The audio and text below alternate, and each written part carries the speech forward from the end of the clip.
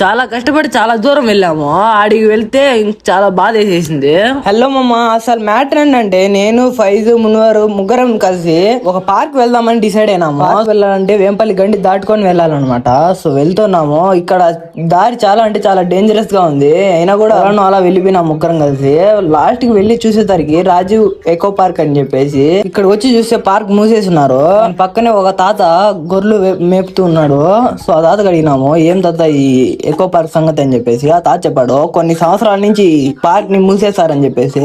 Location ఎక్కడ కాదు, ఇడుపులపాయలో రాజశేఖర్ రెడ్డి గారి మెమోరియల్ పార్క్ పక్కనే. అక్కడి నుంచి నెమ్మల పార్క్ అయితే వచ్చాము.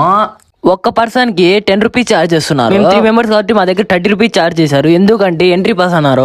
లేట్ చేయకుండా పార్క్ లోకి వచ్చేసాము. పార్క్ లో ఫస్ట్ గా అయితే పికాక్స్ 2 అయితే చూసాము. చాలా అంటే చాలా బాగున్నాయి. దగ్గర నుంచి ఈ పికాక్ నుంచి చూసినాక నేను చాలా అంటే చాలా హ్యాపీగా ఫీల్ అయినా. దాని తోకని చూసి నేను షాక్ అయిపోయా. ఆ మొదటి షాక్ నుంచి బయటికి రాగానే ఇంకో షాక్ వచ్చి పడింది. అదేదో అంటే ఈ పికాక్ అయితే దాని రెక్కలు ఓపెన్ చేసింది. చూడడానికి ముచ్చటగా ఉంది.